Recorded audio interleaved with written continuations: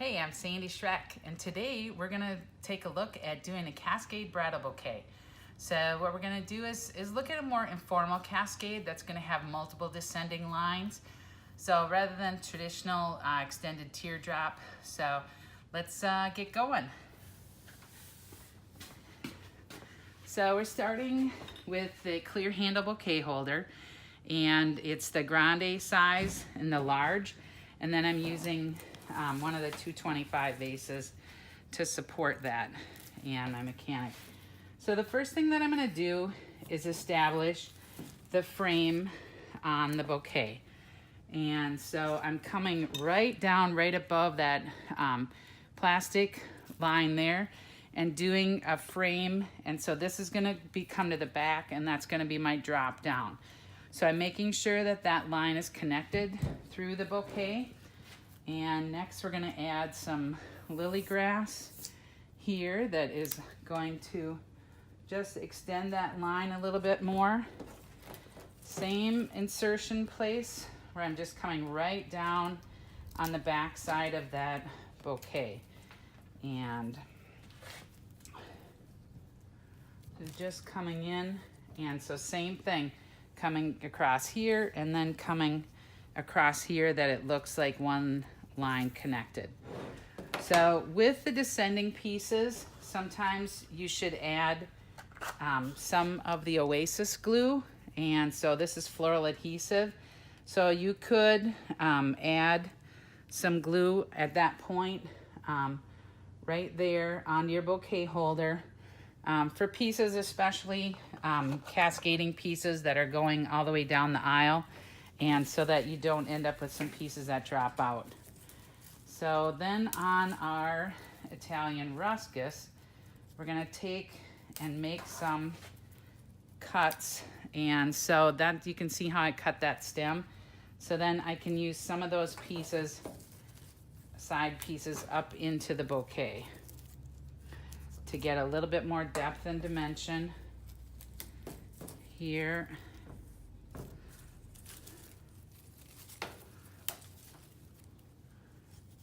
And so just a couple pieces. So I'm really keeping it open so that I'll be able to have space for my flowers on that. Next, we're gonna add in the Fascia Aurelia, and this right here is going to come in here. Same kind of insertion where I'm really doing it right down on the back side of that container. So grabbing a couple of those smaller leaves, but that way that'll finish that off really easily with not a lot of insertions. And so there you can see our start of our whole base and of the cascade bouquet. So now we're gonna start sticking in some of the softer stem flowers. In this bouquet, we're actually gonna use some Calla lilies, and so those I'm gonna come in with next. And one tip that I wanna show you here is to take the stem, and so here I wanna take it and bring it here. So I'm gonna take it and lay it over the top of the bouquet holder and use my fingers to mark where that insertion's gonna go in. Okay, so that's gonna go in there. I'm gonna cut it here so that I know that I have that much that's gonna be going into that bouquet holder. And, okay, I just messed that up. And so I'm gonna bring that one in for my secondary flower here. Coming in and start over with another one. Things like that happen. So once I put a hole in there, I don't wanna go back into that hole. I wanna go into another one. And so that I keep that line together because the foam's been compacted, and then it's more likely going to fall out. And so you really wanna have a good insertion on these pieces here.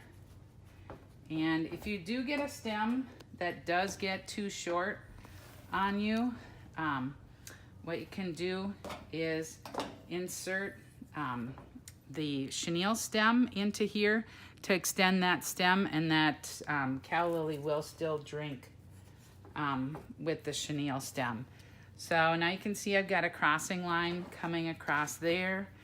And next I'm gonna add in some of the heather that is going to bring another one of our drop lines here. So same position where I'm coming in, really coming in from the back side, right down on the bouquet holder there,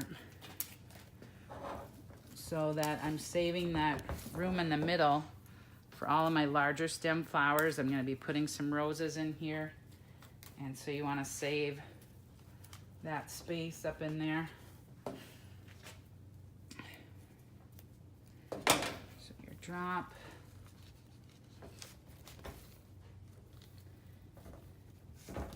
Just reinforcing the lines.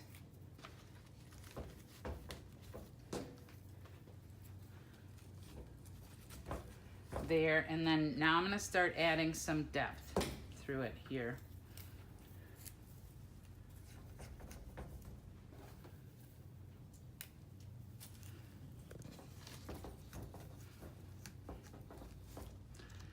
So you can see the flow on that.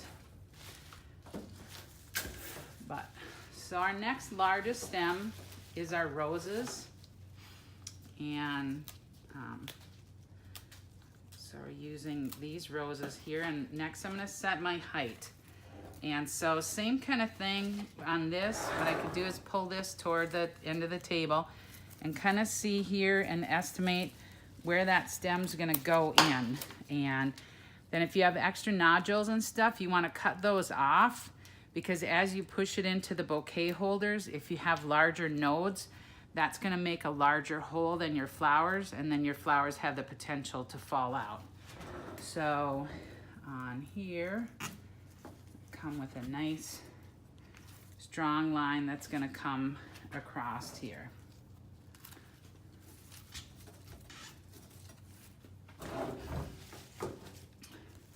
On the rose, I am going to do one that's going to come forward and drop. And that right there, that rose should definitely be one that has floral adhesive added to it.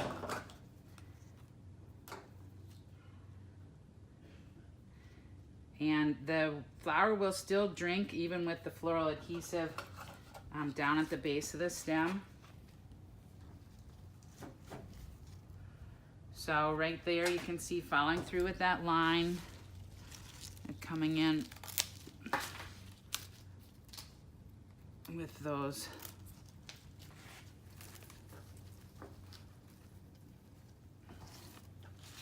flowers there. And then let's just take a look. So we want to go, and then I think I'm going to bring that one right into there. So sometimes you need to pick up the bouquet and just see how your lines are going. These have a great amount of foliage, so I'm just cleaning off a little bit of that.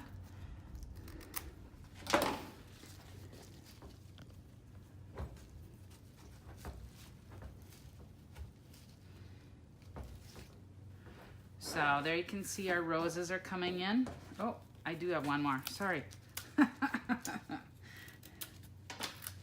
Bonus round.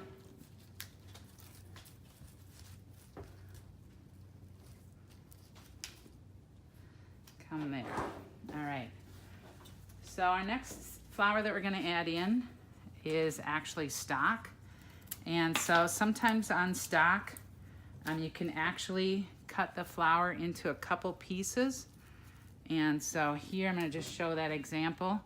So there I have a smaller piece that I'm going to be able to use more as a cluster flower instead of a line flower. It becomes more of a mass flower.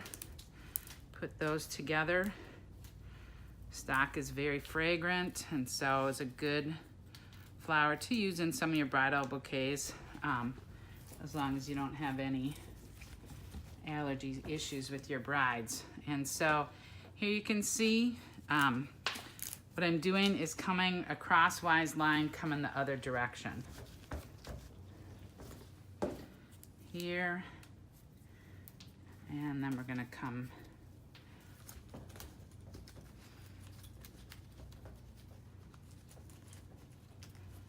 back over here. As you're putting your flowers in, what you really need to do is kind of, with your fingers, bring them down in, and you just move them up the flower as you're putting it in, and then you can feel that you've got a really good insertion, just feeding that flower in. Trend flower that we're seeing right now is some of the lavender, and so we're gonna add some of that in on the sides.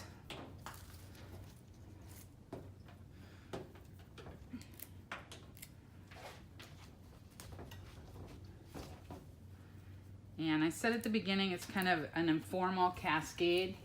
And so that's what I'm doing, is adding those additional lines and patterns through the bouquet.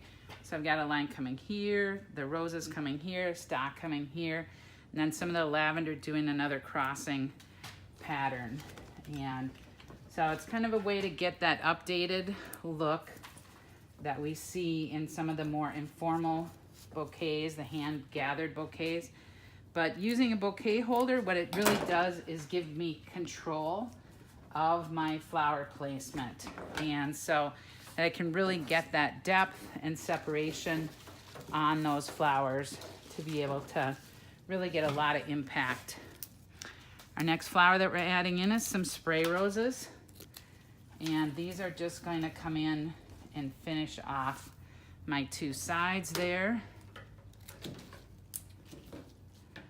Got some smaller ones. I'm gonna take those two and place them together and feed them in as one insertion, so it looks like it's with its friends.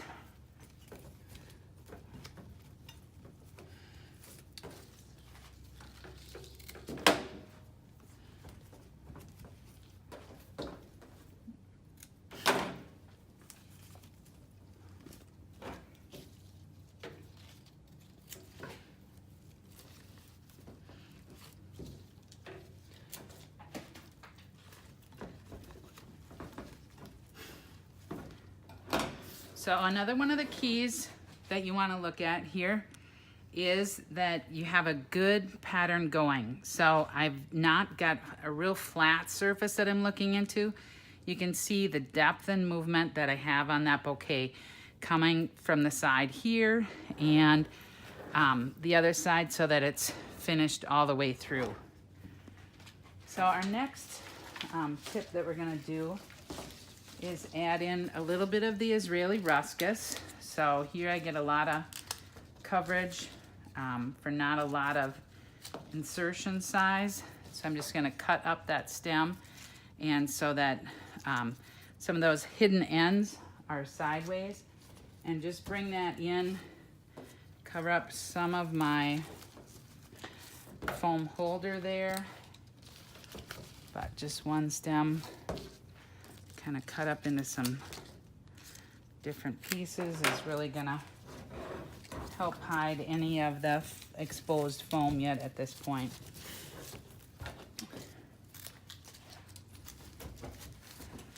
So my next tip is to use some carnations as some of this back basing.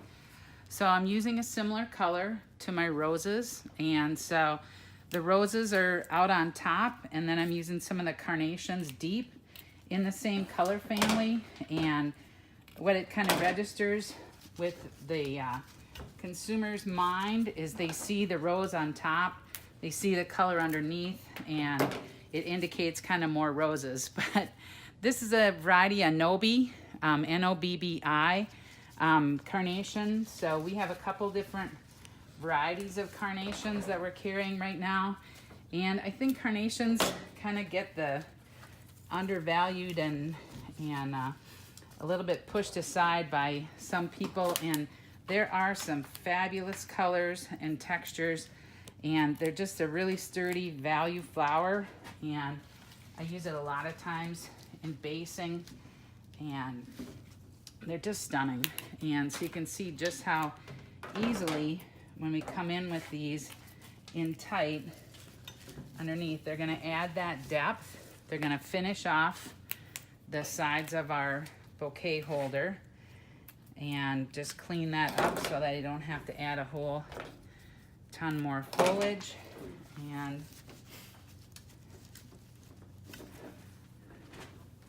then it's just a way to create some good depth and yeah.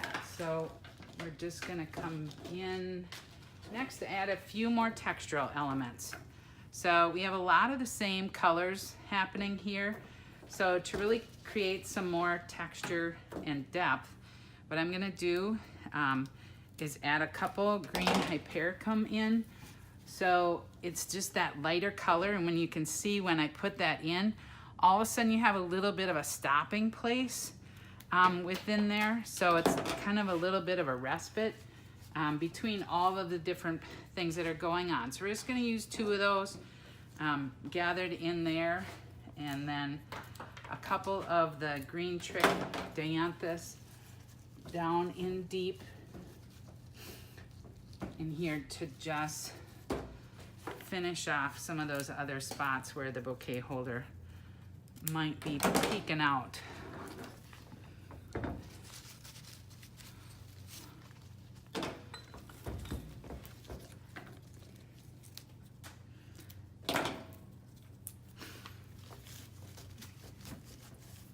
So we just brought that textural element through there. And then Orangium is another textural element that's kind of surprise. And so just adding in 2 little small stems on that. But just to add that little bit of a surprise element and something maybe people haven't seen before. So that is our Cascade Bridal Bouquet. And so you can see the look that it creates. And so lots of different lines going on. To finish off the back, actually, so I would put 2 pieces of the U-glue strip on there, cut the stem off here, and use a Fatsia leaf as a backer there for going both ways. And then you can actually take an aspidistra leaf and wrap it around the handle, and to give that other finishing look, so that we don't add other elements in it, but just a simple look. So that's our Cascade Bridal Bouquet, and some of you guys took my class here, so here's a little bit more further instruction, and otherwise, hope you enjoy it and give it a try.